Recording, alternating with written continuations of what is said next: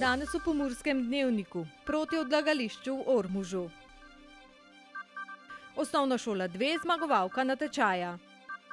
Svetovni dan voda. Zbiranje podpisov za referendum. Vreme, jutri bo delno jasno.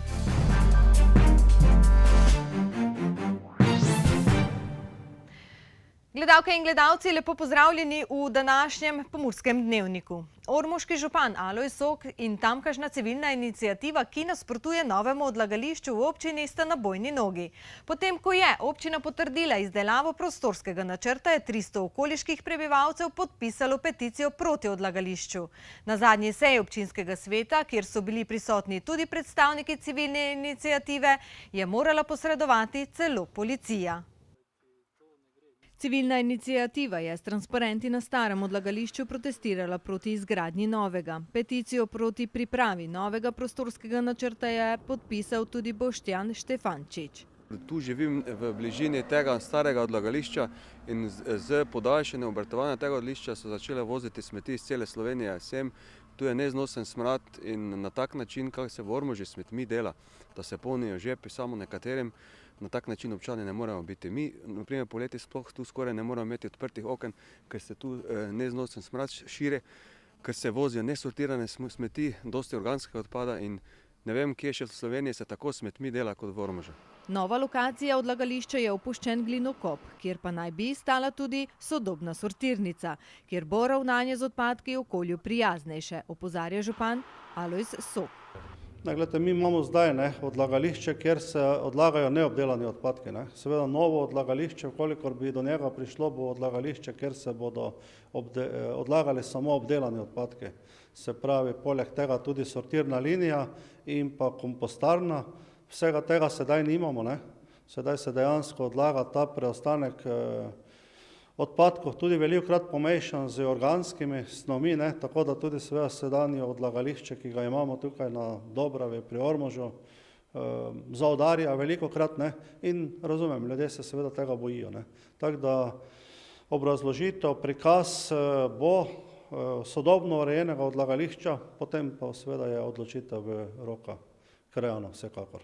Krajani so proti odlagališču zbrali že 300 podpisov in so odločeni, da bodo vztrajali do konca, kajti cena, ki jo bodo plačali vsi krajani, je enostavno previsoka. Glede, to ceno ne bomo plačali samo mi, ki smo v neposredni bližini nameravane gradnje odlagališča, ampak vsi občani in občanke, tudi z občine Tomaža in Središča, kajti ta investicija nima finančnega kritja. Vemo, da se za te projekte so se zagotavljale evropska sredstva, občina pa tukaj nima zagotovljenega kritja, zato bomo mi občani plačevali kredit, morebitni kredit, ki bo ga vzela občina za izgradnjo takega centra in to se je poznalo po višini položnice. Gre za tiste, ki ostajajo za nami, pa je prepričana Marija Medved. In to je zaradi naših vnukecev in zaradi naših otrok. Da novo odlagališče v Ormožu ni potrebno, je ocenila tudi država, saj ga ni uvrstila v operativni program na področju odlaganja odpadkov.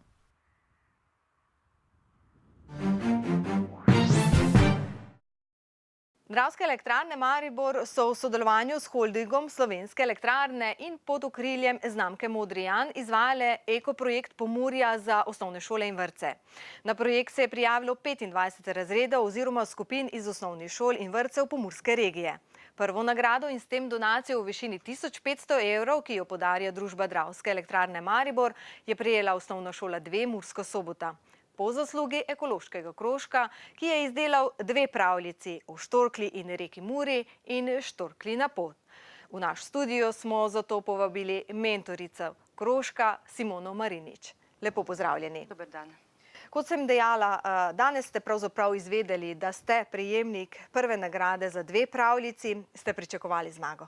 Pričakovali ne, upali pa. Slišali smo lahko, da se je na ta projekt razpis prijavilo kar 25 skupin, med drugim tudi skupina iz vaše šole. Koliko vas je sodelovalo? V tem projektu v bistvu je sodelovalo 12 učencev, ki so učenci, se pravi, sodelujejo pri ekološkem krožku. Delali so znotraj tega krožka v dveh skupinah in tako sta nastali ti dve pravljici z zapisom in ilustracijo njih učencev. Kot ste povedali, dejansko nastali sta dve pravljici, sodeč po tem, da ste imeli dve skupini, ampak pravzaprav kako je padla sploh ideja o temi, o pravljici, nam lahko poveste, kaj je sporočilo teh pravljic? Tema je v bistvu Modri Jan oziroma projekt je bil razpisan in mi smo si izbrali ekonalogo, izbrali smo se ekonalogo Pustimo ustvarjalnosti prosto pot in nekako po posvetu z učenci smo nekako prišli do tega, da bomo izdelali pravljice, nekako so se razdelili v skupine in se pravljici v bistvu glavna nit je reka Mura, štorkljica, ki potuje od njenega izvira in vse do njenega kraja, kjer se reka Mura izliva v reko Dravo. In seveda, koga srečuje, se pravi, učenci se seznanijo z rastlinskim svetom, živalmi, ki bivajo ob Muri, v Muri. In skratka potem tudi čez nekaj let, ko ta štorkljica nekako postane starejša, ko začnejo graditi hidroelektrarne, kako se sprijaznijo živeti z njo in to je v bistvu glavna nit tega. Kako dolgo časa sta nastale pravljici? Pravljici sta nastajali v bistvu od takrat, ko smo se prijavili na projekt, smo začeli zbirati različna gradiva o tem, se pravi od konca meseca oktobra in vse do zaključka, do konca februarja. Ste bili morda presenečeni nad ustvarjalnostjo učencev? Ker sem v tem poklicu, me nikoli ne preseneti ustvarjalnost, ker učenci, otroci so ustvarjalni, samo treba jim je pustiti prosto pot, jih v bistvu biti samo usmerjevalec, čim manj jim, jaz pravim, po domače suflirati zraven, ampak res ustvarjalnosti pri otrocih ne pozname. Pravljici imata tudi slike, risbe, vse so verjetno ustvarili otroci. Večina. Tako, vse. Čisto vse so ustvarili otroci, od zapisa, od osnutka zgodbe do ilustracij, ki so seveda nastale po koncu, so si razdelili vloge, kdo bo kateri del te pravljice ilustriral. No in na koncu, če smem zdaj povedati, smo še dodali eno priporočila za ustvarjanje in razlago manj znanih pojmov in v bistvu, če kdor si to vzame v roke, v bistvu vidi, da česa ne razume, si lahko potem z enim takim mini slovarčkom pomaga. No, danes so verjetno že deževale čestitke, vendarle pa bo šola prejela tudi nagrado v višini 1500 evrov. Zakaj bo porabljen denar? Verjetno si boste privoščili tudi kakšen sladoled. Sigurno do tile učenci, ki so sodelovali v tem, imeli besedo, vsaj nekaj pred tem, pogostili jih bomo pa seveda z največjim veseljem. Hvala lepa za obisk v našem studiu in seveda srečno še naprej. Hvala. Po vsem svetu je včeraj potekal Dan voda. Letos se je ta dan osredotočal na vprašanje vode in trajnostnega razvoja. Gre za vprašanje, kako se voda povezuje z vsemi področji, na katera moramo misliti pri ustvarjanju prihodnosti, pojasnjujejo na Združenih narodih. Generalna skupščina Združenih narodov je 22. marec za svetovni dan razglasila leta 1993, 22 let kasneje pa ta dan obeležujemo po vsem svetu. Vsako leto je izpostavljen drugi vidik te pomembne dobrine. Svetovna organizacija je na svoji spletni strani izpostavila, da je 22. marec dan za proslavitev vode. Voda je življenje, voda je enakost, voda je energija, voda je industrija, voda je narava, voda je urbanizacija, voda je hrana, je izpostavila kampanja Združenih narodov ob letošnjem svetovnem dnevu voda. To je dan za spremembe za vse pripadnike svetovnega prebivalstva, ki trpijo zaradi težav povezanih z vodo. Je dan, na katerega se pripravljamo na ravnanje z vodo v prihodnosti, so še zapisali. Na okrogli mizi ob svetovnem dnevu voda pa so predstavniki Ministrstva za okolje in prostor v Ljubljani izpostavili, da je Slovenija nadpovprečno bogata z obnovljivimi naravnimi viri, vodo in gozdovi. Pospeševanje trajnostne rabe teh virov za kakovostni razvoj je velik razvojni potencial in razvojna priložnost Slovenije na področju uveljavljanja zelene infrastrukture ter novih zelenih delovnih mest v lokalnem okolju. Koalicija za otroke gre je danes začela zbirati podpise za vložitev zahteve za razpis referenduma o noveli zakona o zakonski zvezi, ki pravice istospolnih parov izenačuje s pravicami raznospolnih parov. V 35 dneh bodo morali zbrati 40 tisoč podpisov. Novelo zakona o zakonski zvezi in družinskih razmerjih so predlagali v Združeni levici z namenom, da bi odpravili diskriminacijo istospolnih parov. Diskriminacija na podlagi osebnih okoliščin, kar spolna usmerjenost je, po slovenski ustavi ni dopustna, opozarjajo. Zato bodo njihovi poslanci in poslanci Desusa, SD-ja in Zavezništva Alenke Bratušek tudi predstavili nadaljnje korake, da bi preprečili referendum. Koalicija za otroke pa je danes začela zbirati podpise za izvedbo referenduma. Po njihovem mnenju bo novela odprla vrata za posvojitve otrok v homoseksualnih skupnostih, čemur nasprotujejo. Pobudo za začetek zbiranja podpisov so napovedovali že pred sprejetjem novele, po njenem sprejetju v državnem zboru pa jo tudi vložili skupaj z več kot 8500 podpisi volivk in volivcev. Če državni zbor zavrne razpis referenduma, se lahko predlagatelji referenduma obrnejo na ustavno sodišče. Če pa državni zbor tega ne stori, referenduma ne more preprečiti nihče. Ta konec tedna so zimski športniki postavili smuči v kot in začenjajo se prebujati poletni športi.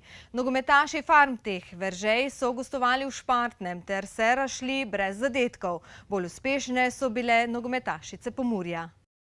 Prvouvrščena ekipa Beltincev je gostovala v Mariboru. Pred maloštevilnimi gledalci so tik pred koncem prvega polčasa le strle odpor žilavih Štajerk. Zadeli sta Roganova in Conarjeva. Končni rezultat je postavila v 55 minuti Tibautova. Iz zimskega spanca so se prebudili tudi tretje ligaši. V Fazaneriji so nogometaši Tromejnika odpravili pomlajeno Muro z 0:2. Črenšovci so povedli preko Kocipra, vendar so ambiciozni Ljutomerčani dvakrat zadeli v polno in zasluženo zmagali. Nafta je po pričakovanjih visoko premagala zadnje uvrščeno Srdico. Andrej Žugelj je s hat-trikom potopil Bakovce in z novimi 3 točkami se je Bistrica odlepila z dna lestvice. Kar 6 golov so videli pri Gradu, kjer domačini napovedujejo ogorčen boj za vrh lestvice. Derbi kroga se je pred 400 gledalci odvijal v Beltincih, kjer pa so mreže ostale nedotaknjene. Beltinčani pa so v 68 minuti zastreljali 11-metrovko. Vodilni odranci so gostovali v Martjancih, kjer pa gledalci niso videli zadetkov. Za nami je vikend, ki je bil dokaj sončen. Še jutri naj bi imeli dokaj jasen dan, potem pa se nam obetajo padavine. Poglejmo si vremensko napoved. Danes je bilo precej jasno. Opoldne so najvišje temperature izmerili v Radencih, kjer je bilo 12 stopinj Celzija. Stopinjo manj je termometer pokazal v Lendavi in v Murski Soboti. Najhladneje pa je tudi danes opoldne bilo na Goričkem, kjer je samodejna merilna postaja pokazala 9 stopinj Celzija. Jutri dopoldne se bo od jugozahoda postopno pooblačilo, večinoma sončno pa bo ostalo v severovzhodni in deloma v severni Sloveniji. Predvsem v hribovitem svetu zahodne Slovenije se bodo občasno lahko pojavljale rahle padavine. Zapihal bo južni do jugozahodni veter. Najnižje jutranje temperature bodo od -2 do 3, najvišje dnevne pa od 10 do 17 stopinj Celzija. V Murski Soboti in v Mariboru bo jutro jasno, temperature se bodo ustavile na ledišču. Čez dan bo tudi precej jasno, temperature se bodo povzpele vse do 17 stopinj Celzija. V sredo bo oblačno, dež bo dopoldne od jugozahoda zajel vso Slovenijo. Pihal bo vzhodni veter, na Primorskem šibka do zmerna burja. Čez dan bo 12 stopinj Celzija. Do četrtka zjutraj bodo padavine ponehale. Podobno vreme bo tudi v petek, ko bodo dnevne temperature dosegle 16 stopinj Celzija. Toliko smo vam, spoštovani, pripravili v današnjem ponedeljkovem Pomurskem dnevniku. Ne pozabite na nas tudi jutri na istem programu ob istem času. Sicer pa preživite kar se da lep in prijeten večer še naprej. Srečno do jutri.